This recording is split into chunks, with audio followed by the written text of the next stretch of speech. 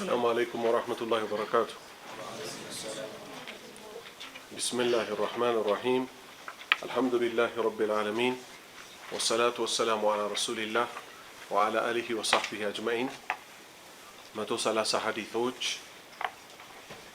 سوستن يو حديث لي زارينا نسالا.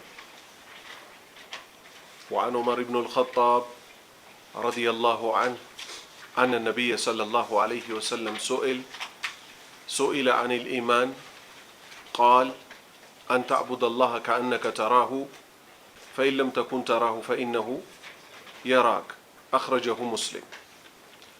كأمير المؤمنين عمر بن الخطاب تيزو الله ملكام سراتشون يودد الله شونا أن نبيكو صلى الله عليه وسلم يالله صلاة سلام برساتشو ليهون سئل تتيقو سلمن عن الإحسان سلا إحسان إحسان مالت سران ما صواب مالت نو سران ما صواب مكنياتهم أركانو الإسلام لا يمنعيتنا سرا مسرات قد ندهون عرل يا سرا سي سرا من تقواترو مهون اللبت إيمان تقواترو مهون اللبت يا من نبت قداي دمو سنسرين برو اسلمنا مأذنات لي بمرقاقت اللبت بإحسان مرقاقت اللبت السو من دنو سران ما صواب ከዛ ወደ ነብዩ ትርጉም ደግሞ እንመጣለን።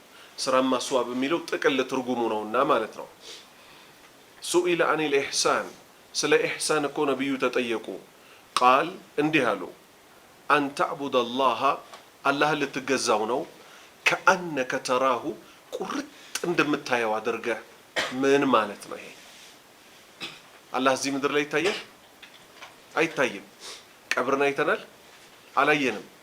ግን الله بنجرن من على الحكم التكاثر حتى زرتم المقابر كلا سوف تعلمون لو دفيتوا توقعلاችሁ ثم كلا سوف تعلمون كلا لو تعلمون علم اليقين بعيناችሁ በምታዩበት ቀን አለ።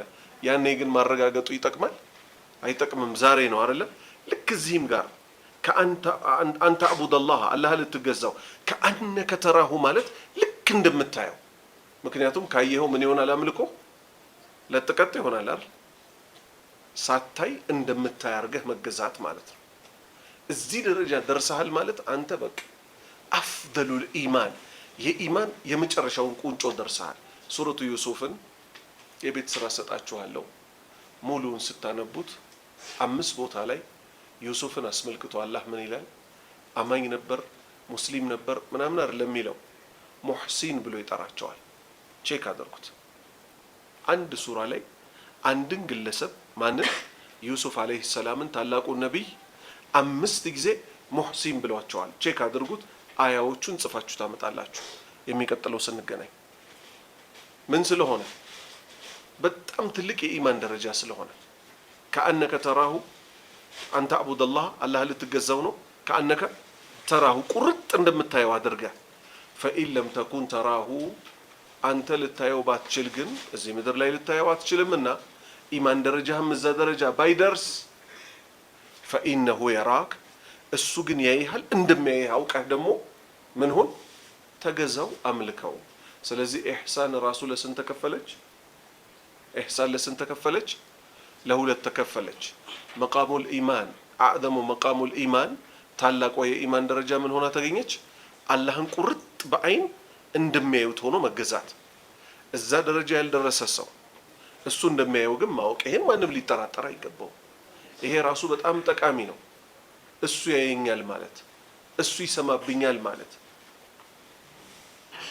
ምሳሌዎችን እንምጣ። ተቅዋ መቼም አላህን መፍራት በተግባር የሚተገበር ነገር ነው አይደል? ያዘዘውን መታዘዝ፣ የከለከለው መከልከል። ከትዕዛዙ ውስጥ አንዱ ምንድነው? ለሙስሊም መሪ መታዘዝ አይደል? ዑመር ኢብኑ አልኸጣብ የሙስሊም መሪ በነበሩበት ጊዜ ምን አሉ? ሚጠጣ ወተት ውስጥ ውሃ እንዳትደበልቁበት፣ ሚሸጥ ወተት ውስጥ ውሃ እንዳትደበልቁ። ወተት ነው ብላችሁ ከሸጣችሁ ወተት ሽጡ።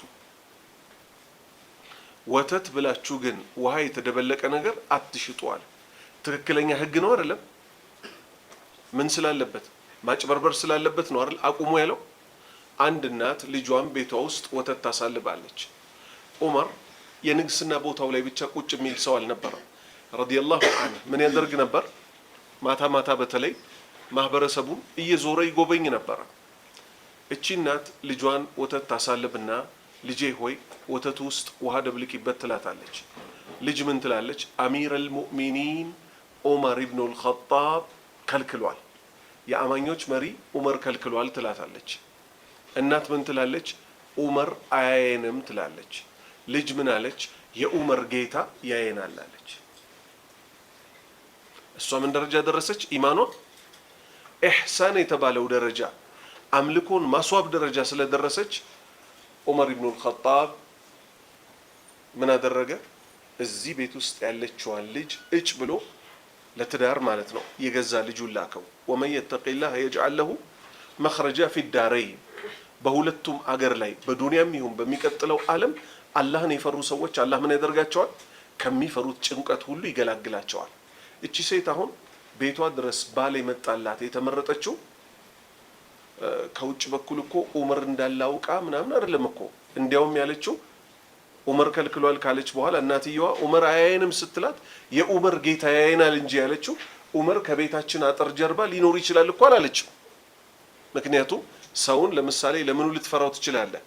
ዑመር ኃይለኛ ነው፣ ድንገት ቢሰማብኝስ፣ ድንገት ሰላይ ቢኖርስ ብሎ መጠንቀቅና የዑመር ጌታ ያየኛል ብሎ መጠንቀቅ ሁለቱ ልዩነት አለው የለውም?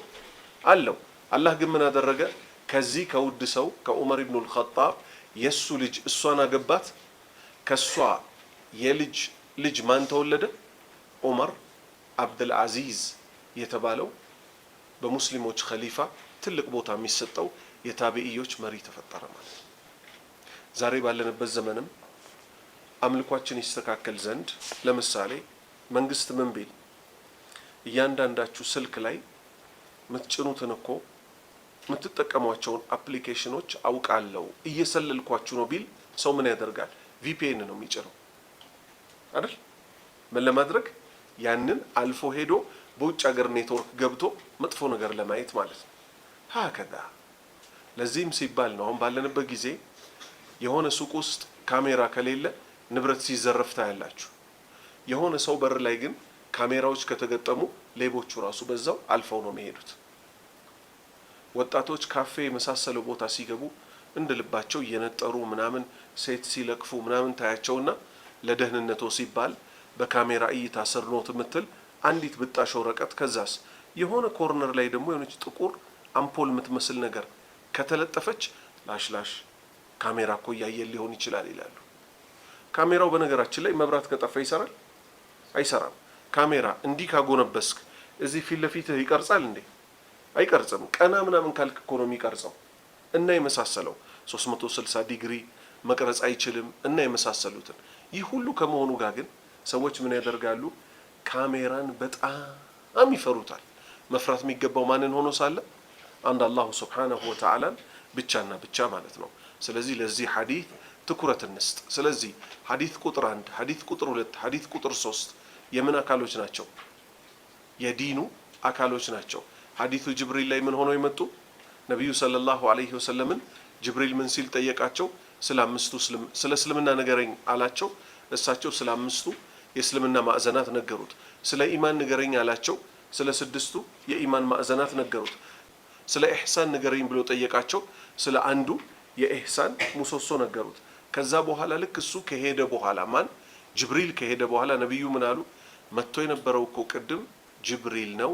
ምናችሁን ሊያስተምራችሁ? ሃይማኖታችሁን ሊያስተምራችሁ። ጥሩ። ከኢሕሳን ከኢማንና ከኢስላም እስቲ በደረጃ በኩል አሳዩኝ። እንዴት ነው ደረጃቸው? በቀለበት ነው የሚገለጸው። አንደኛው ቀለበት ማናት? ኢስላም ናት። አንድ ሰው ከሰለመ በኋላ ምን ያደርጋል? ኢማኑን ደግሞ ያጠናክርና ሁለተኛው ቀለበት ላይ ይገባል። መጀመሪያ ምን ይሆናል? ሙስሊም። ለዛ ነው እኮ ቃለት الأعراب آمنا قل لم تؤمنوا ولكن قولوا أسلمنا። የመጀመሪያው ደረጃ ምን ስለሆነ? እስልምና ስለሆነ አምነናል ይላሉ እነዚህ ከፊል ገጠር ሰዎች አለ። ሰልመናል በሉ አለ። ምን አለ ቀጠለና አላህ لم يدخل الإيمان في قلوبكم ልቦቻችሁ ውስጥ እኮ ገና ኢማን ዘልቆ አልገባም አለ። ከዛ እምነታቸው እየጠነከረ ሲሄድ ምን ሆኑ? ሙእሚኖች ደግሞ ተባሉ። ስለዚህ የመጀመሪያዋ ቀለበት ኢስላም ናት። ከኢስላም ቀጥሎ ሁለተኛው ቀለበት ምንድነው? አካባቢው ኢማን ነው። ኢማንን ደግሞ ምን ሰፍቶ ይዘዋል? ኢህሳን የተባለው ወከዛሊከ ነጅዚል ሙሕሲኒን። ልክ እንደዚሁ እኮ ስራ አሳማሪዎችን እንመነዳቸዋለን አለ። ስለዚህ አልየቱል ኢማን ታላቋ የእምነት ክፍል ማናት? ኢህሳን ናት። ኢህሳን ናት። አላሁመ ጀዐልና ሚነል ሙሕሲኒን። ኢህሳን ደረጃ ከደረሱት ሰዎች አላህ ያድርገን። አራተኛ ሐዲት ላይ ደርሰናል። ወአን ሙዓዝ ኢብን ጀበልን ረዲየላሁ ዐንሁ ቃል ቃለ ረሱሉላሂ ሰለላሁ ዐለይሂ ወሰለም ሐቁላሂ ዐለል ዒባዲ አን ያዕቡዱሁ ወላ ዩሽሪኩ ቢሂ ሸይአ ወሐቁል ዒባዲ ዐለላሂ ዐዘ ወጀል አላ ዩዐዚበ መን ላ ዩሽሪኩ ቢሂ ሸይአ ሙተፈቁን ዐለይህ። ሙዓዝ ኢብን ጀበል ደግሞ ይባላሉ እኚኛው ሶሐባ። አንደኛውን ሐዲስ ማን የዘገበው? አብዱላህ ኢብን ዑመር። ሁለትና ሶስት ማን ያስተላለፈው? ዑመር። ስለዚህ አባትና ልጅን አየን። ሶስተኛ ሶሐባ ማን መጡ? ሙዓዝ ይባላሉ። ሙዓዝ ኢብን ጀበል ረዲየላሁ ዐንሁ ነቢዩ ሰለላሁ ዐለይሂ ወሰለም የዚህ ኡማ ሐላልና ሐራሙን የሚያውቀው ሙዓዝ ኢብን ጀበል ነው ብለው መስክረውላቸዋል። ለዚህ ደግሞ ሌላ ማስረጃችን ምንድን ነው? የመን አገር የሚኖሩ ነሷራ ክርስቲያኖች ማለት ነው እና ይሁዳዎች ነበሩ። ለነሱ የእስልምና መልእክት ለማድረስ ነቢዩ ሰለላሁ ዐለይሂ ወሰለም ከዛ ሁሉ ሶሐባ መሃል ማንን መርጠው ላኩት? ሐራምና ሐላልን ጠንቅቆ የሚያውቀው እውቀት የተሰጠው ሙዓዝን ሂድና ይሄን መልእክተኝ አስተላልፍልኝ ብለው ላኩት። ሌላ አንድ ክስተት አለ። እሳቸውን በተመለከተ ነቢዩ ሰለላሁ ዐለይሂ ወሰለም ምን አደረጓቸው? እቅፍ አደረጓቸው። ማንን? ሙዓዝን። ከዛ ምን አሉ? ሙዓዝ ሆይ እወድሃለሁ አሏቸው። አደራህን ሰላት ሰግደህ ከመጨረስህ በፊት። ይሄ የዑለማዎች የተለያየ ትርጉም ነው። ከፊሎች ምን አሉ? ሰላቱን ሰግደህ ከመጨረስህ በፊት። ሁለተኞቹ ምን አሉ? ዱቡረ ሰላት ሚለው አሉ። ልክ ሰላት ሰግደህ ከጨረስክ በኋላ አላሁመ አዒኒ አላ ዚክሪከ ወሹክሪከ ወሑስኒ ዒባደቲክ ማለክ እንዳትረሳ አሉት። ትርጉም አላሁመ አላህ ሆይ አዒኒ አግዘኝ፣ አላ ዚክሪከ አንተም በማውሳት ላይ፣ ወሹክሪከ አንተም በማመስገን ላይ፣ ወሑስኒ ዒባደቲክ ላንተ ያማረን አምልኮ በመለገስ ላይ አግዘኝ ብለህ መለመን እንዳትረሳ አሉት። ሱብሓነላህ። አላሁመ አዒኒ አላህ ሆይ አግዘኝ። ምን ላይ ነበረ ድጋሚ ገዛ የጠየቀው? ሰላትን ሰግዷት ሲያበቃ ምን እንዳትረሳ አሉት? ጭራሽ እገዛ ጨምርልኝ፣ አዒኒ አግዘኝ፣ አላ ዚክሪከ አሁንም አንተን አስታውሼን የጨረስኩት ሰላት ማለት ነው። አሁንም ደግሞ ይበልጥ አንተን እንዳወሳ እንዳስታውሰኝ ምን አድርግ? አግዘኝ። ያላላህ እገዛ ስለማይሆን ላ ሐውለ ወላ ቁወተ ኢላ ቢላህ። ሁለተኛስ ወሹክሪከ አንተን እንዳመሰግንህ አስተባባይ እንዳልሆን። ልክ በዘመናችን እንደሚባለው አማን ነው ምናምን ሲባሉ ምን ብለው አየር የለም ብለው ይጀምራሉ። አየር የለም ይላል። አየር የለም አለ እየተነፈስን። የኮሮና ጊዜ ከፍለን አልተነፈስን፣ በነፃ አየር እየተነፈስን ነው አይደል? ስራ ትንሽ ቀዝቅዟል ማለት ይችላሉ። ከዛስ ትክክለኛዋ ቃል ደግሞ ተከትላ ትመጣለች።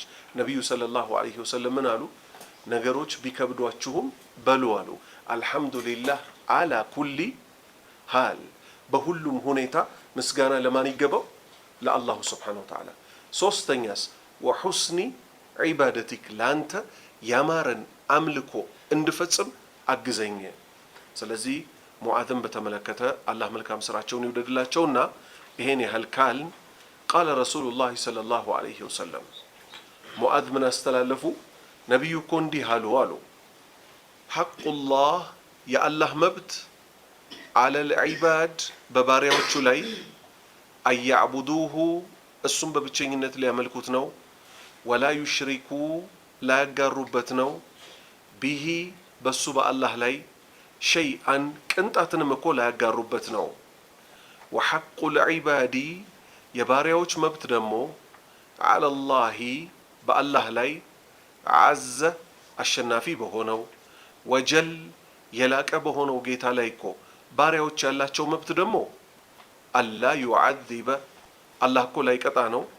መን ላ ዩሽሪኩ ያላጋራን ቢሂ በሱ በአላህ ላይ ሸይአን ቅንጣትን ያላጋራበትን ሰው አላህ ላይቀጣ ነው። ሙተፈቁን አለይህ ቡኻሪና ሙስሊም ተስማምተው ዘግበውታል።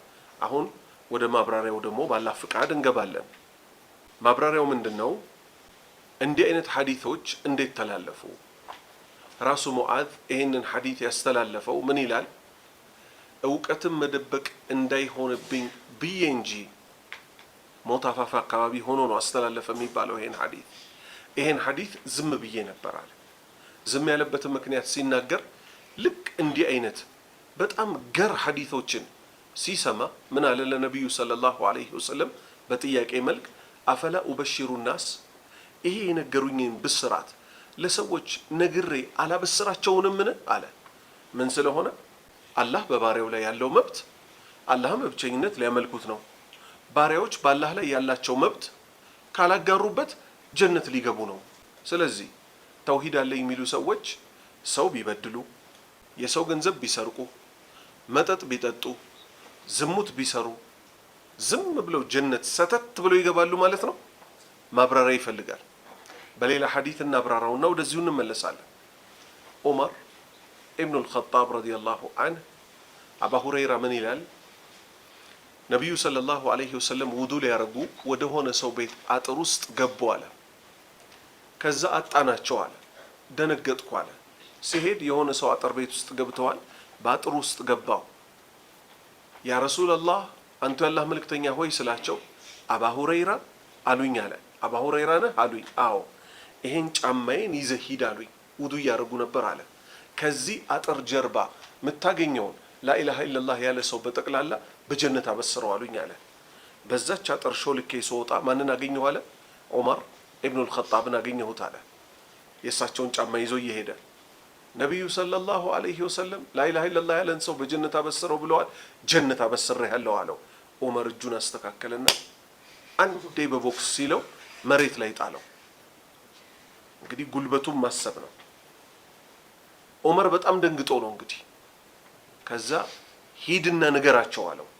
አባ ሁረይራን የሚያክል ሰው እያለቀሰ ነቢዩ ጋር ሄደ ሰለላሁ ዐለይሂ ወሰለም። ከዛ ምን ሆንክ አባ ሁረይራ አሉት። የኸጣብ ልጅ መታኝ አላቸው። በቂጤም ማስቀመጠኛል። ምን አይነት ቦክስ ቢሆን ነው? ከዛስ እሱም ደረሰ። ማን? ዑመር። ምን አላቸው ለነቢዩ ሰለላሁ ዐለይሂ ወሰለም? እንዴት እንዲህ አይነት ንግግር ይናገራሉ አላቸው። ሰዎች እኮ ይዘናጋሉ አላቸው። ሰዎች እኮ ምን ይዘናጋሉ አላቸው። እሳቸውም ልክ ነህ አሉ። አባ ሁረይራ እንዴት ቅድም መቶኝ ምናምን የሚባል ነገር የለም። ሰዎቹ የሐቅ ሰዎች ስለነበሩ እንዴት ግን ይመታኛል ምናምን ላይ አይደለም ትኩረቱ። መልእክቱ ገባው። ለምን? ነቢዩ ሰለላሁ ዐለይሂ ወሰለም ዑመር አላሁ ስብሓነሁ ወተዓላ ተውፊቁን የሰጠው ሰው እንደሆነ ተናግረዋል። እስልምና ከመግባቱ በፊት ብዙ የሰራቸው ነገሮች አሉ። ከገባ በኋላ ግን አላህ ለሐቅ የወፈቀው ሰው ነው። በቃ ገባው። ልክ እንደዚህ ሙዓዝም ማለት ነው።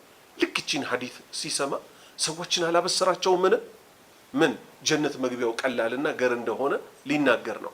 ናአም የተውሂድ ሰዎች በአንድ አላህ ያመኑ ካላህ ውጭ በሚመለኩት በጠቅላላ የካዱ ዝሙትም ቢሰሩ መጠጥም ቢጠጡ አላህ ከፈለገ በመጀመሪያው ዙር ምሯቸው ጀነት ሊገቡ ይችላሉ። ከቀጣቸው ደግሞ የሚቀጡት ራሱ የምልክ ነው። የዝሙቱ፣ የመጠጡ፣ የወለዱ የሰሯት ወንጀል ድረስ ተቀጥተው ከዛ ወዴት ይመለሳሉ? ወደ ጀነት ይመለሳሉ።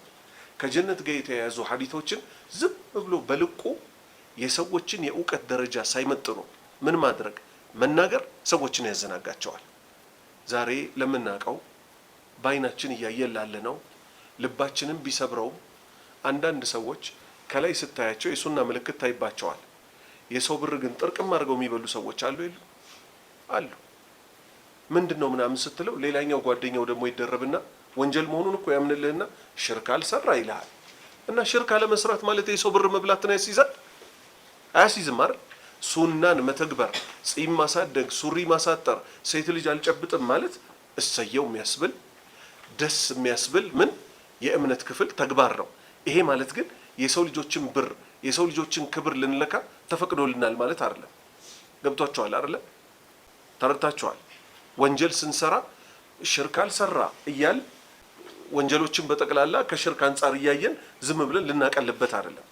ስለዚህ እንዲህ አይነት ሐዲቶችን ትኩረት ሰጥተን ስናስተላልፍ ራሱ በትክክለኛ የሐዲቱን ደረጃ ለነማን ነው የሚነገረው፣ ሲነገርስ በዝርዝር ነው መነገር ያለበት። ምክንያቱም ይሄን የሰማ ሰው ቀጥታ ምን ያደርጋል? እኔ ሽርክ እስካልሰራሁ ድረስ ሊል ይችላል። ሐታ ነብዩ ሰለላሁ ዐለይሂ ወሰለም እኮ ይህችን ጥያቄ ጠይቀዋታል። ጅብሪል መጣና ኢማም አልቡኻሪ በዘገቡት ሰሒህ ሐዲስ ከኡመቶችህ ባላህ ላይ ያላጋራ ሰው ጀነት ይገባል አላቸው። ምን ማለት ነው? ባላህ ላይ ሽርክ ያልሰራ ሰው ሌላ የቁርአን አንቀጽ አለን አይደል? እሱም መተርጎሚያ ምን የሚለው ኢነላህ ላ የግፊሩ አን ዩሽረከ ቢሂ ወየግፊሩ ማ ዱነ ዛሊከ ሊመን የሻእ። አላህ በሱ ላይ ማጋራትን በፍጹም አይምርም፣ ከሽርክ በታች ያለውን ግን ለፈለገው ሰው ይምራል ብሎ አላህ ምን አደረገው? ቀየደው፣ አሰረው። ላልፈለገው ሰው የወንጀሉን ብቻ ይቀጣና ዘላለም ዓለሙን ግን እሳት ውስጥ አይኖርም። ወዴት ይመለሳል? ወደ ጀነት ይመለሳል። ልብ በሉ። አሁን ወደ ቀደሙ ሐዲስ እንመለስ። ጅብሪል መጥቶ ምን አላቸው? ከህዝቦችህ ባላህ ላይ ያላጋራ ሰው ጀነት ይገባል ሲላቸው እሳቸው ራሱ ምን ብለው ጠየቁ? መጠጥ ቢጠጣም ዝሙት ቢሰራም አሉት። ለምን? መጠጥና ዝሙት ትልልቅ ወንጀሎች ስለሆኑ። የጅብሪል መልስ ምን ሆነ? መጠጥ ቢጠጣም ዝሙት ቢሰራም ጀነት ይገባል አለ። ምን ለማለት ነው? ትክክለኛ ተፍሲሩ አላህ ከፈለገና ይቅር ብሎ ከማረው ምን ይሆናል? ጀነት ይገባል። ከቀጣውስ የዝሙትና የመጠጡን ያህል ተቀጥቶ ወደ ጀነት ይመለሳል። ወደ ሰው ሐቅ ሲመጣስ ነብዩ ሰለላሁ ዐለይሂ ወሰለም ሬሳ መጣላቸው ስገዱበት ተብለው እሳቸው ምን አሉ? የሰው ዕዳ አለበት አሉ። አዎ አለበት ሲባሉ እኔ አልሰግድበትም ስገዱበት አሉ። አያችሁ አይደል? የሰው ዕዳ ምን መሆን ስላለበት? መከፈል ስላለበት። የሚቀጥለውም ዓለም ላይ አላህ ምንድነው ሊያደርግ የሚችለው? የራሱን መብት ይቅር ሊል ይችላል። ሰው መጠጥ የጠጣውን የመሳሰለው ያጓደላቸውን ከአንዳንድ አምልኮዎች የሰው ብር ወስደ የሰው ደም አፍስሰህ ከነበር ግን ያቺን ደም ትከፍላታለህ። ማን ይቅር ካላለህ በቀር? የተበዳዩ ሰውዬ ይቅርታ ከሌለ በቀር ማለት ነው። ባረከላሁ ፊኩም። ተውሂድ ሲባል በሰፊውና በጥልቀት ካላወቅ ነው የሌላኛውን አቅጣጫ ልንሄድ ስለምንችል ማለት ነው። አምስተኛ ሐዲስ وعن أبي هريرة رضي الله عنه قال قال رسول الله صلى الله عليه وسلم الإيمان بضع وسبعون شعبة فأفضلها قول لا إله إلا الله وأدناها إماطة الأذى عن الطريق والحياء شعبة من الإيمان متفق عليه. አሁን ደግሞ ማንን ተዋወቅ? አባ ሁረይራ ማለት ሐዲስን በሰፊው ካሰራጩ 7 ሷሃባዎች ውስጥ በቁጥር አንድነት ይመደባሉ። አልሙክሲሩን ይባላሉ። ከ1000 በላይ ሐዲስ ያስተላለፉ። ከነዚህ ውስጥ ቁጥር አንዳቸው ማን ነው? አባ ሁረይራ። 7 ናቸው። እናንተም ሰብስባችሁ ነው የሚቀጥለው ሳምንት ጠይቃችኋለሁ። ይኸው ከወንድ አባ ሁረይራ 1 ብዬላችኋለሁ። ከሴት አኢሻን ነግሬያችኋለሁ። 5ቱን እናንተው ሙሉ ኸይር። አባ ሁረይራ እንዴት ነው ይሄንን ሁሉ ሐዲስ ያሐፈዙት? ምክንያቱም ከ4000 ከ5000 በላይ ሐዲስ በጭንቅላታቸው የያዙ ሰው ስለነበሩ ራሳቸው ምን ይላሉ? የሆነ ቀን ነብዩ ሰለላሁ ዐለይሂ ወሰለም ጋር ሄድኩ አሉ። እርሶ ዘንድ ስቀመጥ ብዙ ነገር ይያዘኛል። ከእርሶ ዞር ብዬ ከሄድኩ በኋላ ግን ብዙ ነገር ይረሳኛል።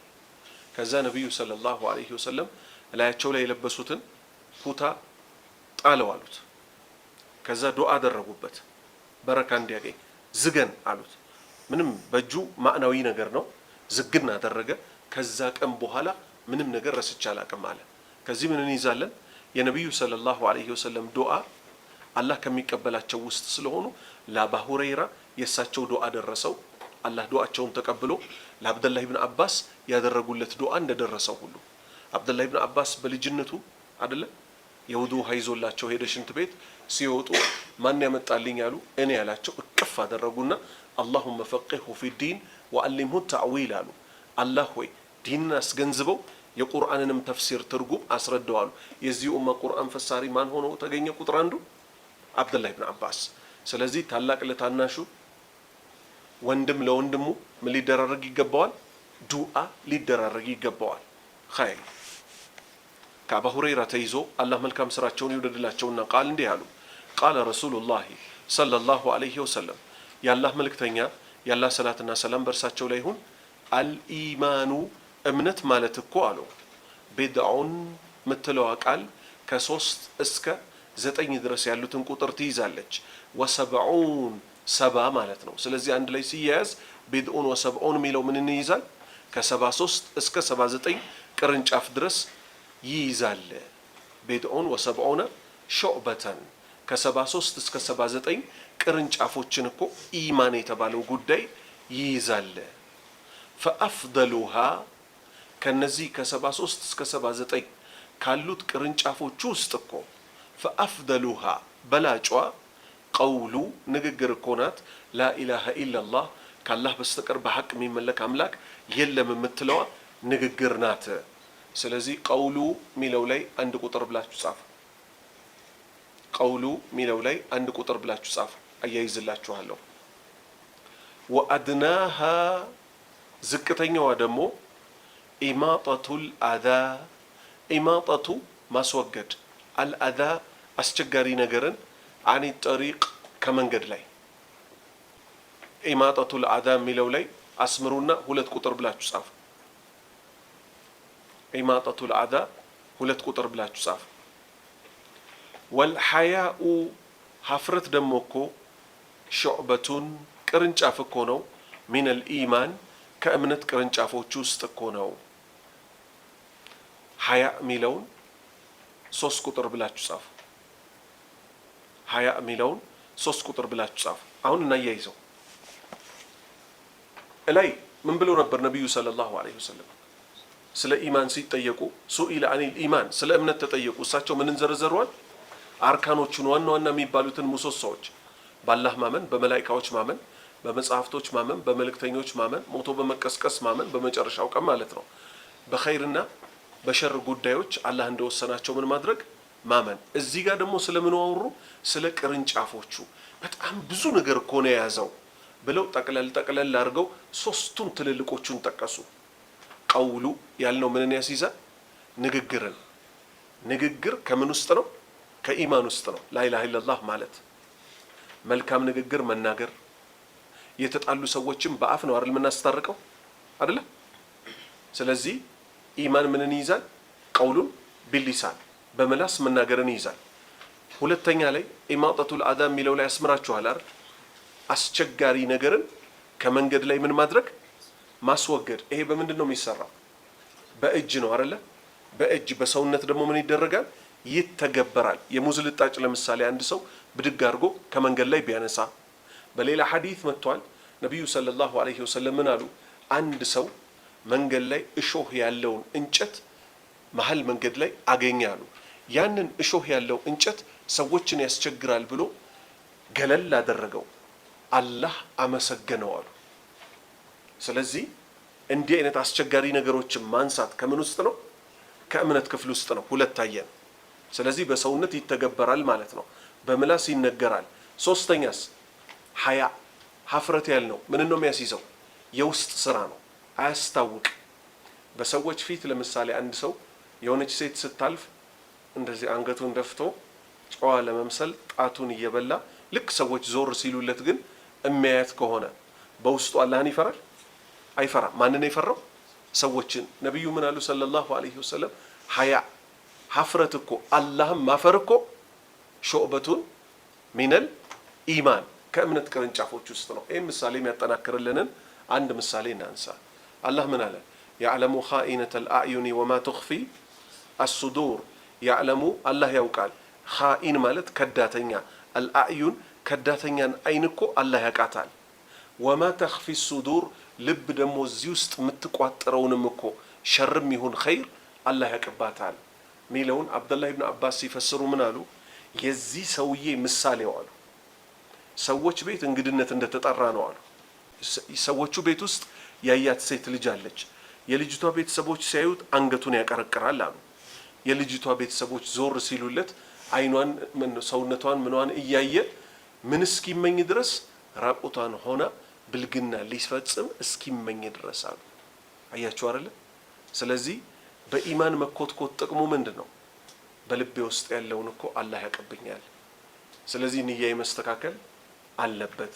ሌላ ሰፈር ሲሄድ ሌላ አገር ሲሄድ ወጣ ያለ ነገር ማድረግ ብፈልግ የዓለማቱ ጌታ እኔንም በልቤ ውስጥ ያለውንም ያይብኛል፣ ይሰማብኛል፣ ያቀብኛል ስንል እንዲያውም ይሄ ምንድነው በልባችን ውስጥ ልንቋጥረው የሚገባው ወሳኙ ኢማን ይሄ ነው።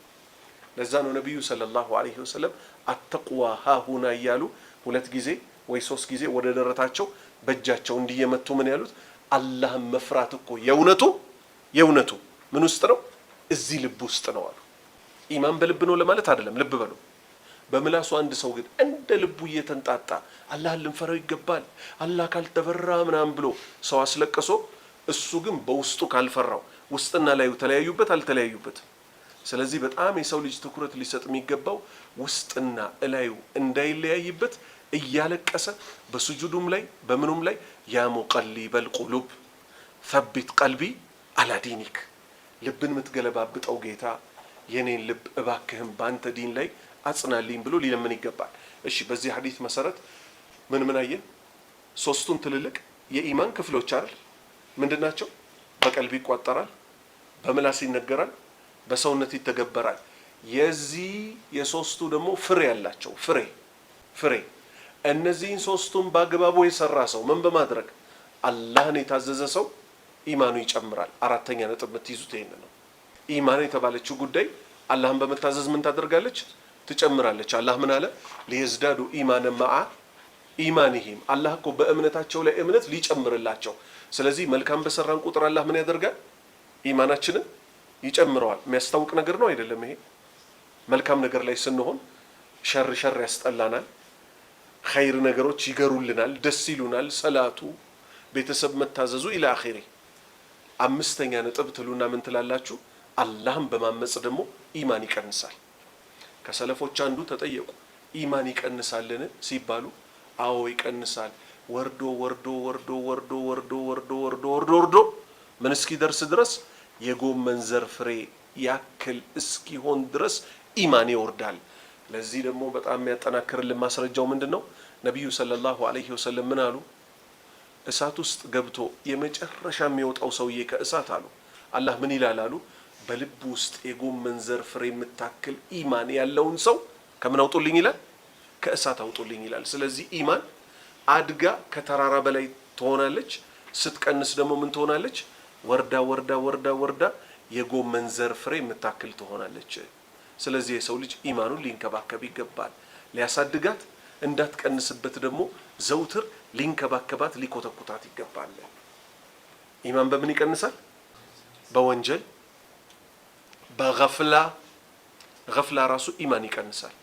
ለምሳሌ ቁጭ አላችሁ፣ ዝም ብሎ ቁጭ አላህን ማውሳት ምናምን የለም፣ ጅዝብ ሙዴ ከነተኝ ምናምን ብለው ጥጋቸውን ይዘው ጨለማ ክፍል ውስጥ ምናምን የሚቀመጡ አሉ አይደል?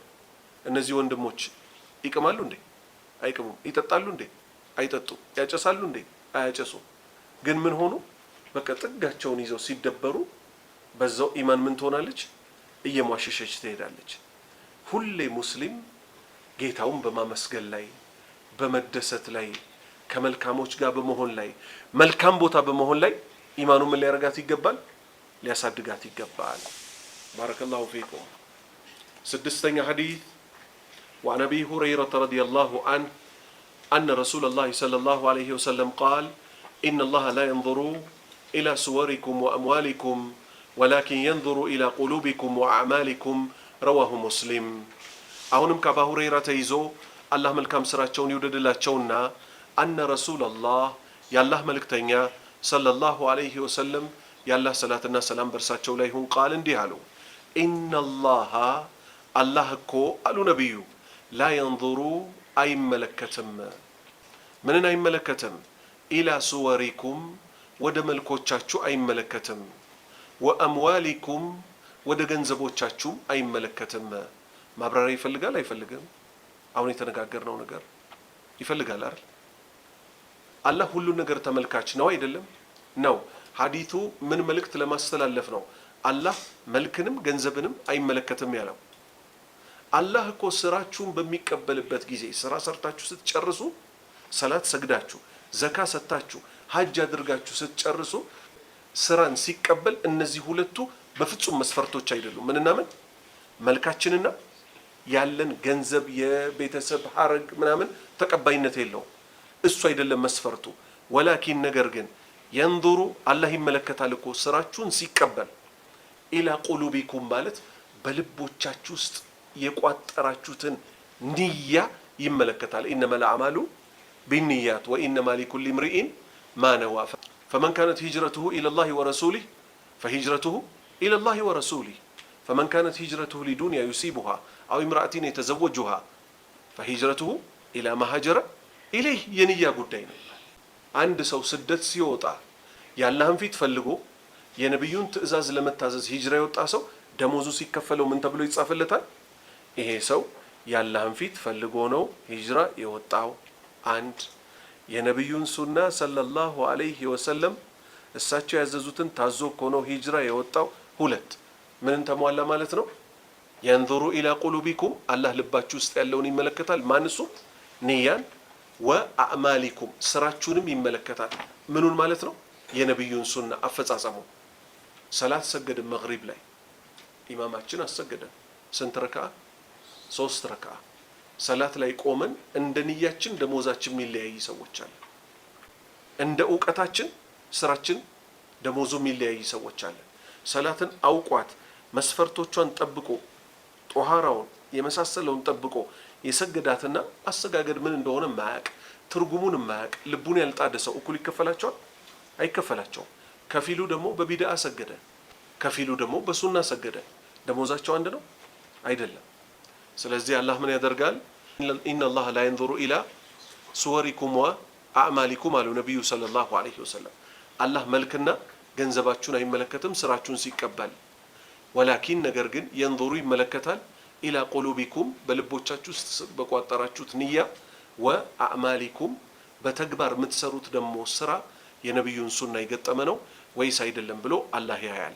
ረዋሁ ሙስሊም ኢማም ሙስሊም ዘግበውታል።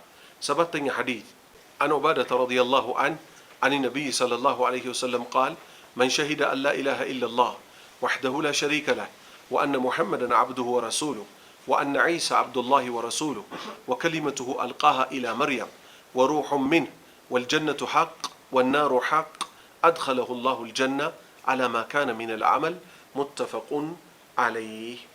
كعبادة ابن الصامت تيزو الله ملكام سراتشون يودد الله تشونا قال اندهالو عن النبي صلى الله عليه وسلم كنبي يزو ساتشو استلالفو نبي دمو اندهالو من شهد يمسكر سو أن لا إله إلا الله كالله بستكر بحق من ملك أملاك ان دليل يمسكر سو سلزي اللهم بتملكته من مسكر نتسطن أملاكنته بدن باسمرو هنا ጻፉበት እንዲያው اللهم بتملكته من المسكر أملاكنته እሺ وحده በብቸኝነት እሱ እኮ ብቻውን ነው አምላክ። ላ ሸሪከ ለሁ በፍጹም እኮ ተጋሪ የለውም። ወላ ልጅ ወላ ከመላኢካ ወላ ሚስት አንድም የለውም። ይሄ ትክክለኛ ሙሉ ምስክርነት ነው አይደለም? ስለማን የሰጠ ነው? ስለ ጌታችን አላህ የሰጠ ነው። እና አነ ሙሐመደን ሙሐመድ መሆናቸውንም እንመሰክራለን። አብዱሁ የአላህ ባሪያው መሆናቸውን ወረሱሉሁ መልእክተኛው መሆናቸውንም እንመሰክራለን ብሎ የመሰከረ ሰው። እሺ ነቢዩን በተመለከተ የመሰከርንላቸው አምላክ ናቸው አምልኮ ይገባቸዋል ብለን ነው አይደለም። ባሪያ ናቸው አምልኮ ይገባቸው ፍጡር ናቸው ማለት ነው። ተራ ባሪያ ደግሞ አይደሉም እንደኛ። ወረሱሉሁ መልእክተኛው ናቸው በጅብሪል አማካኝነት የሱን መልእክት ለህዝባቸው ያስተላለፉት ምርጥ የሆኑት የተመረጡት ማን ናቸው? እሳቸው ናቸው። ጥሩ እሳቸው ብቻ ናቸው ወይ ባሪያና መልእክተኛ? አይደለም። ክርስቲያኖች የሚያመልኩት ዒሳ ኢየሱስ ሚሉት ራሱ ምንድነው? ባሪያና መልእክተኛ ነው። በሁለቱ ነቢያት መካከል የዘመን ልዩነት እንጂ ሌላ ልዩነት የላቸው። ነቢዩ ሙሐመድ ሰለላሁ ዐለይሂ ወሰለም የምርጦች ምርጥ ከመሆናቸውም ጋር አንድም አምልኮ አይገባቸው። ባሪያና መልእክተኛ ናቸው። ዒሳ ከአምስቱ ምርጥ ነቢያት ውስጥ ከመሆኑ ጋር ምንም አይነት አምልኮ አይገባውም። እሱ ምንድነው? ባሪያና መልእክተኛ ነው። ነቢዩ ሰለላሁ ዐለይሂ ወሰለም ቀጠሉና ምን አሉ? እና ብሎ የመሰከረ አሁንም አነ ዒሳ የተባለው የአላህ ባሪያ እኮ አብዱላሂ የአላህ ባሪያ ነው፣ ወረሱሉሁ መልእክተኛውም ጭምር ነው ብሎ የመሰከረ ሰው። ጥሩ። የኢሳ አፈጣጠር ግን ክርስቲያኖችም ደጋግመው ያነሳሉ። እሱ እኮ ለየት ባለ መንገድ ነው የተፈጠረው አሉ። እኛ ደግሞ ምን እንላለን? አይ ለየት ባለ አይደለም። ኢነ መተለ ዒሳ ከመተሊ አደም። የኢሳ እኮ በጣም ቢገርማችሁ ገራሚው ማን ነው? ሰሪው እኮ ነው እንጂ ተሰሪው አይደለም። ገራሚው ማን ነው? ሰሪው አላህ ነው። ወላሁ አላ ኩሊ ሸይን ቀዲር። ሰማይን 7 እርስ በእርስ እንዳይነካኩ አንዱ ባንዱ ላይ እንዳይወድቅ አድርጎ፣ ኩርሲ፣ ውሃ፣ አርሹን፣ 7ቱ ምድር የሰው ልጅን ከፍቶ ጠብታ ሰው ያረጋል፣ ከአፈር ሰው ያረጋል፣ ከወንድ ሴት ይፈጥራል፣ ከሴት ወንድ ያወጣል። ስለዚህ መገረም በማን ነው? በዒሳ ሳይሆን ዒሳን በፈጠረው። መደነቅ ማመስገን ማንን ነው? አደምን ከአፈር የፈጠረውን ጌታ። ለዛም ሲባል አላህ ምን አለ? ኢነ መተለ ዒሳ ከመተሊ አደም። ክርስቲያኖች ቢገረሙም እኮ በኢሳ አፈጣጠር የኢሳ አፈጣጠር ማለት እኮ ልክ እንደ አደም አፈጣጠር ነው አለ። ኸለቀሁ ሚን ቱራብ ከአፈር ፈጠረው። ثم قال له ኩን ፈየኩን ሁን አለው ሆነ። አፈር እንዴት ሰው ይሆናል? ያ ሁን ብሎ ሁን ማድረግ የሚችለው ጌታ ሁን አለው። አፈሩ ምን ሆነ? ሰው ሆነ። ልክ እንደዚህ ከሱ ደግሞ ከአደም ምን አደረገ? ከጎን እላይ ካለው አከርካሪ አጥንቱ ከላይ ካለው ደግሞ ምዝዝ አደረገና ያለ አፈር ሳይሆን ከስጋ ስጋ። አሁን ከወንድ ወንድ ነበር አይደል የሚወሰደው? በእኛ አቅል ቢሆን በእኛ ጭንቅላት ቢሆን ከወንድ ወንድ ይወጣል ነበር አይደል የሚባለው? እሱ ግን ምን አደረገ? ከወንድ ጉትት አደረገና ሐዋ የምትባል ለወንድ ልጅ ማረፊያ የሆነች ሴት አላህ ፈጠረ።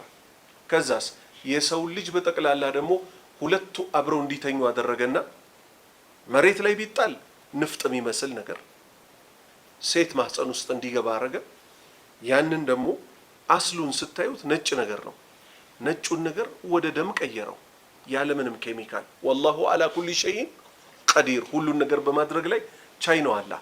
ያንን ደም ደግሞ ምን አደረገው? የታኘከ ስጋ አደረገው። ስቴፕል ለሰው ልጆች ሲያስተምራቸው 4 ወር ከ10 ቀን ሲሆን ደግሞ ነፍስ እንዲገባበት አደረገ። ከዛስ 9 ወር ሙሉ የተለያዩ ስቴጆችን እንዲያድግ። ከዛስ በጠባብ በሚባለው በሴት ልጅ አካል በማህፀኗ በኩል ደግሞ 3 ኪሎ 4 ኪሎ ሾልኮ ይወጣል። እዛ ውስጥ መጮሁን ያልተሰማ እሪ ብሎ እዚህ ሰፊ ምድር ላይ ይመጣል። የሰው ልጅ በስቴፕ ያሳድገዋል። መሬት ላይ ይደሃል፣ ዳዴ ይላል፣ በእግሩ ይሄዳል፣ ቀውይ ጠንካራ ይሆናል፣ መልሶ ጎባጣ ይሆናል። ከዘራ ይዛል፣ መነጸሩ እንዲጠርጋል፣ አይሰማኝም ጆሮ ይላል። አባቱ ካፈር እንደመጣው እሱም ወዴት ይመለሳል? ወደ አፈር ይመለሳል። ስለዚህ ዒሳም ሌላ አይደለም። እኛ የምናመልከው መጀመሪያ ብቻውን የነበረ ከሱም ጋር ምንም ነገር አብሮት ያልነበረውን ከዛ ሁሉን ነገር የፈጠረውን ሁሉም የሱ ፍጡር የሆኑትን ማን ነው? አንድ አምላክ አላህ፣ ሚስት የሌለው ልጅ የሌለው ወላ ወንድ ልጅ ወላ ሴት ልጅ አላህ የለው፣ ሚስትም የለው፣ አይደክመው፣ ከፍጡሮቹ አንድም ነገር ማይፈልግ ነው። ስለዚህ የነቢዩ ሙሐመድንም ሐቅ አስቀመጠልን። ባሪያና መልእክተኛ ናቸው አለ። እሳቸው ብቻ አይደሉም ደግሞ ባሪያ አለ። ይሄ ለሙስሊሙ ነው አይደል እርማቱ የተሰጠው። እሳቸው ብቻ አይደሉም ባሪያ፣ ሌላም ባሪያ አለ ዒሳ የሚባል። እሱም እናቱም ምግብ የሚበሉ የነበረ ራሱን ሲያስተዋውቅ ግን አላህ ምን አለ? አላህ አይመገብም ይመግባል አለ። አላህ አይመገብም ይመግባል። አምላክ እውነተኛው አምላክ ይመግባል እንጂ አይመገብም። ስለዚህ ዒሳን ሊያስተዋውቀን ነው አላህ ምን አለ? በነቢዩ ሰለላሁ ዐለይሂ ወሰለም አንደበት ወአነ ዒሳ እኮ አብዱላሂ የአላህ ባሪያ ነው። ልክ እንደማን? እንደ ነቢዩ ሙሐመድ ሰለላሁ ዐለይሂ ወሰለም። ወረሱሉህ መልእክተኛው ነው። ወከሊመቱሁ ዒሳ ደግሞ የተፈጠረው ከምንድን ነው? ከሴት ብቻ ስለሆነ ልክ አደምን ከአፈር ሲፈጥረው ምን አለ? ኩን ሁን አልኩኝ ሆነ አላለም?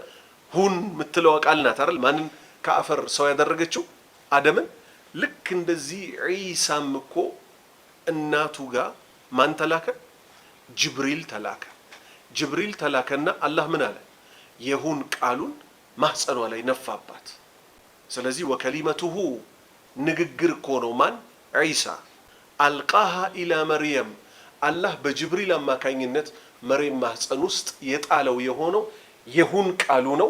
ልክ አደም ከአፈር ሁን ሲባል እንደሆነው ዒሳም መርየም ማህፀን ውስጥ ሁን ተባለ ሆነ።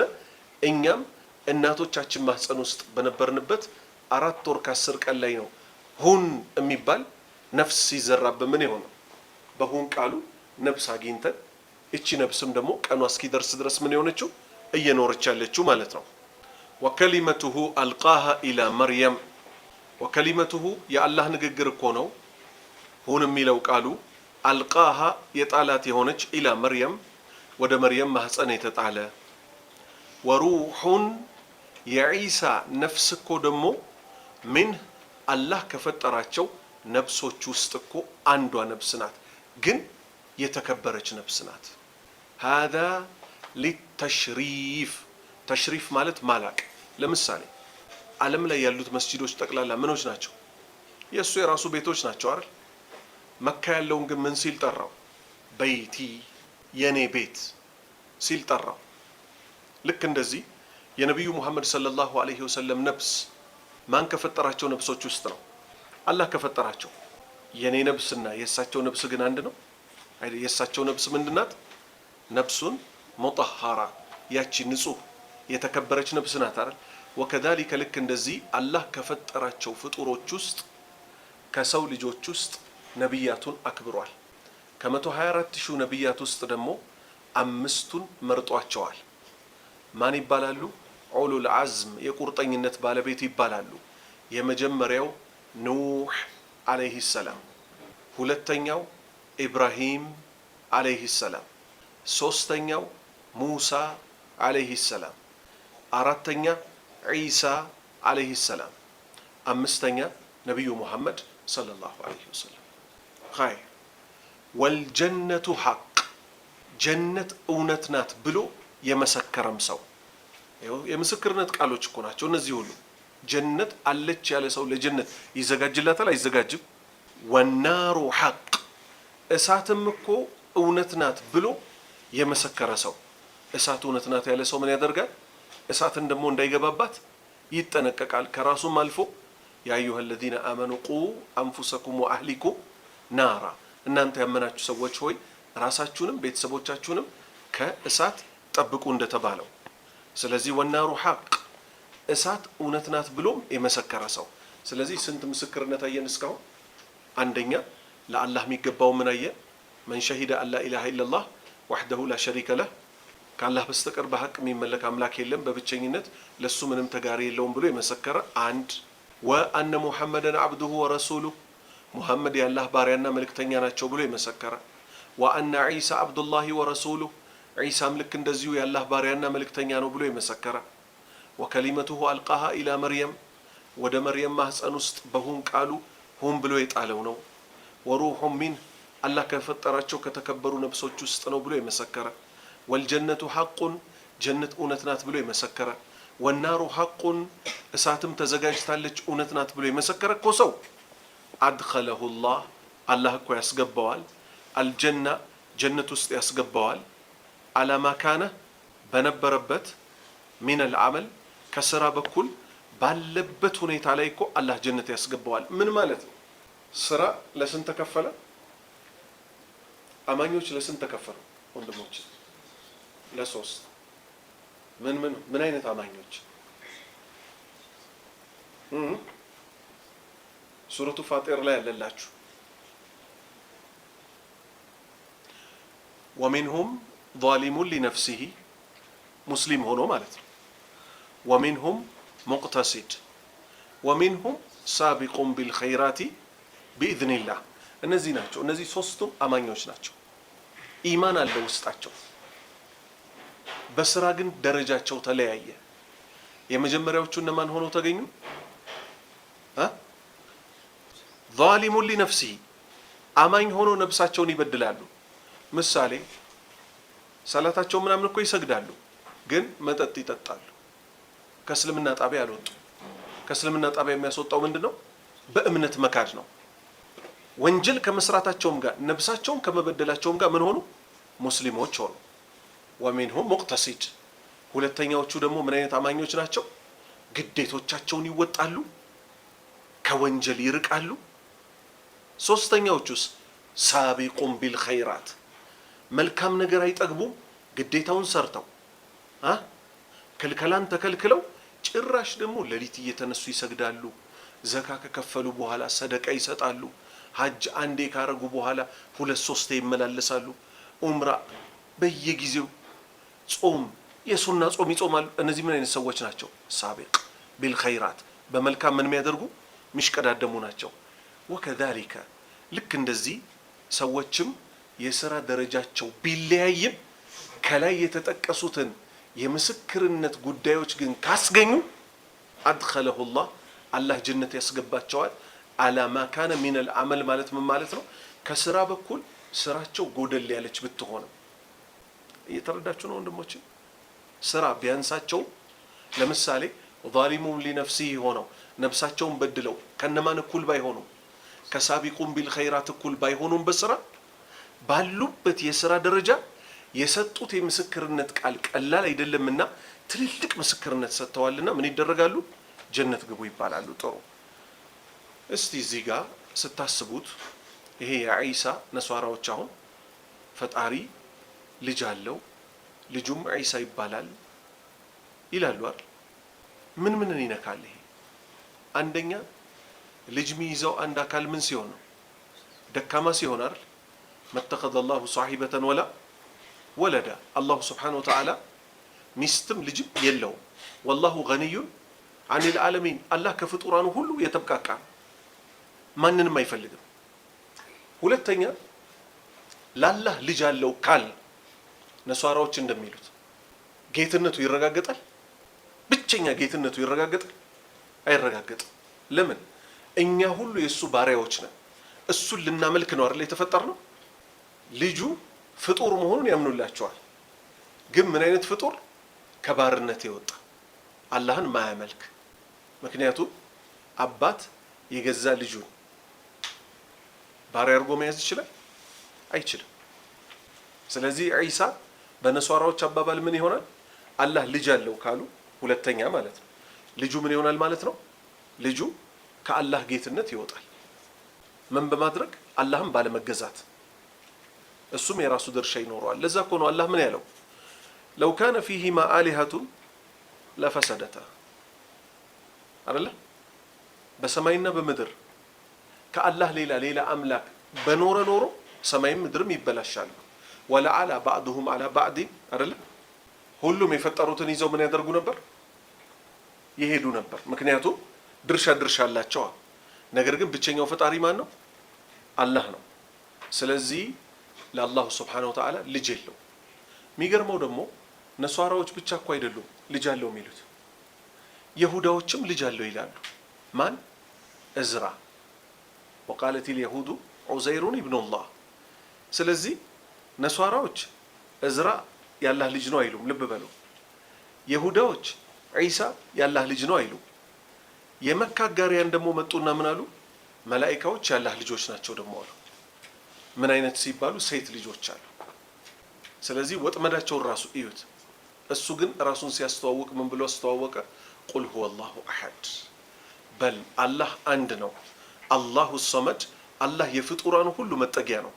ዒሳም መጠጊያው ማን ነው? አላህ ነው። ኡዘይር እዝራም መጠጊያው ማን ነው? አላህ ነው። መላኢካዎችም መጠጊያቸው ማን ነው? አላህ ነው። እኛ መጠጊያችን ማን ነው? አላህ ነው። የፍጡራን ሁሉ መጠጊያ ማን ነው? አላህ ነው። ባረከላሁ ፊኩም። ከዛ አላህ ምን አለ? ለም የሊድ አለ፣ አልወለደም። ወለም ይውለድ፣ ከማንም ማህፀን ደግሞ አልተወለደም። ማን? አንድ አምላክ አላህ። ወለም የኩን ለሁ፣ እሱን የሚመስል እኮ ኩፉወን አሐድ፣ አንድም ቢጤ የለውም አለ። አንድም ቢጤ የለውም ማለት። ይሄን ትልቅ ምስክርነት የሰጠ ሰው ስራው ቢያንስም ጀነት ይገባል ብሎ በነቢዩ ሰለላሁ ዐለይሂ ወሰለም አንደበት ተመስክሮለታል። ሙተፈቁን ዐለይህ ቡኻሪና ሙስሊም ተስማምተው ዘግበውታል። ለዛ ነው እኛ ምን ምንለው ሁልጊዜ ተውሂድ ይቀደም። ሰዎች ተውሂድ እምነታቸው ካልተስተካከለ ቢለፉ ምን ቢሉ ጀነት በእነሱ ላይ እርምናት። ስምንተኛዋን ሐዲት እኔና ባላህ ፍቃድ ኢንሻአላህ ለዛሬ እናቆማለን። ገጽ 11 وعن عمر رضي الله عنه يقول على المنبر سمعت النبي صلى الله عليه وسلم يقول لا تطروني كما أطرت النصارى ابن مريم فإنما أنا عبده فقولوا عبد الله ورسوله أخرجه البخاري كعمر تيزو الله ملكم سراتشون يودد الله تشونا يقول على المنبر عمر كو قالوا من لا هنا جمعة خطبة ሲደረግ 3 ደረጃ ያላት እንጨት አለች አይደለ? እሷ ላይ ወጥተው ማን ዑመር ምን አሉ? ሰሚዕቱ ሰምቻለሁ፣ አነብየ ነብዩን ሰምቻለሁ ሰለላሁ ዐለይሂ ወሰለም ያላህ ሰላትና ሰላም በርሳቸው ላይ ይሁን የቁል ሲሉ እኮ ሰምቻለሁ ነብዩን። ምን ሲሉ ሰማቸው ዑመር? ላ ተጥሩኒ እኔን ያለ ደረጃዬ ከፍ ከፍ አታድርጉኝ። ላ ተጥሩኒ እኔን ያለ ደረጃዬ ከፍ ከፍ አታድርጉኝ። አላህ የሰጣቸው ደረጃ ሐዲስ ቁጥር 7 ላይ የተናላር ደረጃው ምንድነው? አብዱሁ ባሪያው ናቸው፣ ወረሱሉሁ መልእክተኛው ናቸው። ከዚህ ውጭ ያለ ደረጃዬ ከፍ ከፍ አታድርጉኝ። ላ ተጥሩኒ ያለ ደረጃዬ ከፍ ከፍ አታድርጉኝ። ከማ አጥረቲ ያለ ደረጃው ከፍ ከፍ እንዳደረገችው ማን? አነሷራ ነሷራዎች ያለ ደረጃው ከፍ ከፍ እንዳደረጉት ማንን ያለ ደረጃው ከፍ ከፍ እንዳደረጉት? ኢብነ መርየም የመርየምን ልጅ ያለ ደረጃው ከፍ ከፍ አድርገውታል ነሷራዎች። ምን ብለውታል? የአምላክ ልጅ ነው፣ ራሱ አምላክ ነው ብለዋል አላሉ? ደረጃው ነው ግን እሱ አምላክ ነው አይደለም። የአምላክ ልጅ ነው አይደለም። አምላክ ማን ነው? አላህ ነው፣ ልጅም ሚስትም የሌለው። ስለዚህ ነብዩ ሰለላሁ ዐለይሂ ወሰለም ይሄን ችግር ስላዩ ድንገት በኔም ላይ ድንበር እንዳታልፉ እኔ እስካለሁ ድረስ እያስተማርኳችሁ ነው። እኔ ባሪያና መልእክተኛ እንጂ ሌላ አይደለሁም። ነሷራዎች ክርስቲያኖች ዒሳን ያለ ደረጃው ካላህ ባርነት አንስተው ከመልእክተኝነቱ አንስተው የአምላክ ልጅ ነው ራሱ አምላክ ነው እንዳሉት እኔንም እንዳትሉኝ አሉ። እሺ ፈኢነማ አና አብዱሁ ነገሩ እኮ እኔ የአላህ ባሪያው እንጂ ሌላ አይደለሁም።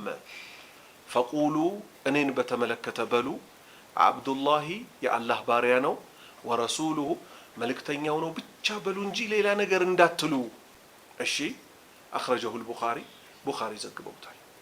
ዛሬ ሀገራችን ላይ ምን ይላሉ መሰላችሁ? ኑሩን ከኑሩ ኸለቀው ጀሊሉ ይላሉ።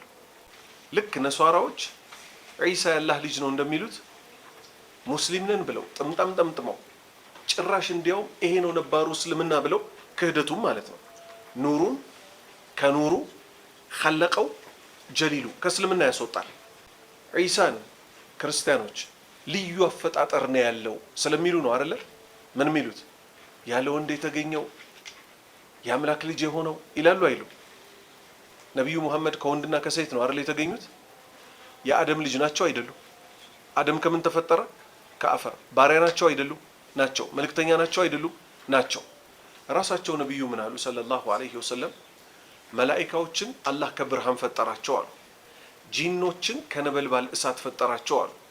የሰው ልጆችን ደግሞ ሚማ ወሲፈ ለኩም ከተገለጸላችሁ ከምንድነው? ከሱ ከአፈር አባታችሁን ፈጠረው አሉ። ማንን? አደምን። አሁን እነዚህ መንዙማ ባዮች ምን ይላሉ? ኑሩን ማንን? ነቢዩ ሙሐመድን ሰለላሁ ዐለይሂ ወሰለም ከኑሩ ከአላህ አላህ ራሱን ሲያስተዋውቅ አላህ የሰማይም የምድርም ብርሃን ነው ብሎ የለ? ከራሱ ብርሃን እኮ ኸለቀው ፈጠረው ጀሊሉ አላህ ነቢዩ ሙሐመድን ሰለላሁ ዐለይሂ ወሰለም ከራሱ ብርሃን አድርጎ ፈጠራቸው ይላሉ። ኢና ሊላሂ ወኢና ኢለይሂ ራጂዑን። ይሄ ነው እኮ ድንበር ማለፍ ማለት። ይሄ ነው እኮ ማለት ክህደት ማለት። እኛ ለዒሳ ሲሰጠው ምንቆጣው ለነቢዩ ሙሐመድ ሰለላሁ ዐለይሂ ወሰለም በውሸት ሲሰጥ ደግሞ ምንቀበለው ሃይማኖት የለን። ዒሳ የአላህ ልጅ ነው ሲባል ሐሰት ነው ይሄ አላህ ልጅ የለውም እንዳልነው ሁሉ ነብዩ ከብርሃን የተፈጠሩትም ሲባል ይሄም ሐሰት ነው ክህደት ነው እንላለን አፋችንን ሞልተን። ስለዚህ ነብዩ መውደድ ሌላ ነው ሰለላሁ ዐለይሂ ወሰለም። ነብዩ ላይ አላህ ያልሰጣቸውን ስልጣን ደግሞ ለሳቸው መጫን ደግሞ ይሄም ራሱን ችሎ ምንድነው በደል ነው ኩፍር ነው ሽርክ ነው። ልንጠነቀቅ ይገባል። ነብዩ ሙሐመድን ሰለላሁ ዐለይሂ ወሰለም በተመለከተ በጣም ብዙ ድንበር ይታለፍባቸዋል። ከዚህ ውስጥ አንዱ ሐሙስ ማታ እሳቸው ይመጣሉ ብሎ መገመት። ግምት ስላችሁ ይሄ የሎተሪ ግምት እኮ አይደለም። ግምት ብዬ የገለጽኩት ምንድነው ቅጥፈት ስለሆነ ነው። ምን ያደርጋሉ? የሐሙስ ማታ ቡና ይፈላ ይላሉ። እሺ በኋላ ሰለዋት እንበል ብለው ተንቢህ የሚባል አንድ ኪታብ አላቸው። አላሁመ ሰሊ ወሰለም ዐለይሂ ምናምን ይላሉ። ከዛስ መሃል ላይ የሆነ አንድ 20 ደቂቃ እንዳሉ መርሃባ ነቢ መርሃባ መርሃባ ነቢ መርሃባ መርሃባ ብለው ይቆማሉ። ምን ማለት ነው? ነብዩ እንኳን ደህና መጡ፣ ነብዩ እንኳን ደህና መጡ ማለት ነው። በጉራጌኛ ጣሃ ነቢ ግቡልን የተንቢ፣ በሀደርኛ ዲጆ ነቢዮ ዲጆ ነቢዮ። ሁሉም በቋንቋው እቺን ኩፍር ይላታል። ክህደት ናት። በነገራችን ላይ ዒሳ አለይሂ ሰላም አላህ ውረድ ካለው ቀን ውጪ ከሁለተኛው ሰማይ እንደማይወርደው ለምን እኛ ሙስሊሞች ምናምነው ዒሳ አርጎ የት ነው ያለው? ሁለተኛው ሰማይ ላይ አይደል? ነብዩ ሙሐመድ ሰለላሁ ዐለይሂ ወሰለም ምን አሉ? እኔ ለመጀመሪያ ጊዜ የቂያማ ቀን ቀብር ተከፍቶልኝ መውጣው የመጀመሪያው ሰው እኔ ነኝ አሉ። ስለዚህ ቀብራቸው ተከፍቶላቸው መቼ ነው የሚወጡት? የቂያማ ቀን። ከማን? ከሰው ሁሉ ቀድመው። እኛ ሀገር ላይ ግን ምን ይባልላቸዋል? መርሃባ ነቢ መርሃባ ነቢ እንኳን ደህና መጣችሁ ነው። አይ ሳዳት መርሃባ ነቢ ማለት መቼ ነው እመጣለሁ አሉ። ቋንቋውን ምን አለ ባትጨማምርበት ካላችሁኝ እኔ አይደለሁም የጨመርኩት። ራሳቸው ሌላ መንዙም አላቸው። ምን ያሉበት? አይዟችሁ ተደሰቱ መውሊድ የመጣችሁ ከነ አስሐባዎቹ ነቢ መጡላችሁ ይላሉ። ይሄ አማርኛ ከሰሜን የመጣችሁ ወንድሞች ሌላ ማብራሪያ ይፈልጋል? አይዟችሁ ተደሰቱ አይክፋችሁ መውሊድ የመጣችሁ ከነ አስሐባዎቹ ነቢ መጡላችሁ መጥተዋል እሳቸው እያሉ እያረጋግጡ ነው አይደለም ነው። ሌላኛዋ ሴት ደግሞ ምን ትላለች? የመካው ጨረቃ የመዲናው ፀሐይ እኛ ስንጠራውት ብቅ አትሉም ወይ? መውሊድ የሚወጣው ያንቱ መምጣት እንጂ ለአሽከሮት ጉዳይ ለአሽከሮት ለኛ ለባሪያዎቹ ለእርሱ አገልጋይ ለሆን ነው የእርሶ መምጣትና የኛን ሀጃ ማውጣት ሀጃችንን የምታወጡልን እርሶ ነዎት እያሉ ነው። ማንን? ሀጃው ጭውን አላህ ትተው ነብዩ ሙሐመድን ሰለላሁ ዐለይሂ ወሰለም ሀጃ ያወጣሉ እያሉ። መውሊድ የሚወጣው ያንቱ መምጣት እንጂ ለአሽከሮት ጉዳይ የኔን ጉዳይ ሊያወጡልኝ እኮ ይመጣሉ ተብሎ ነው እኮ እኛ እዚህ መውሊድን የተሰበሰብነው ይላሉ።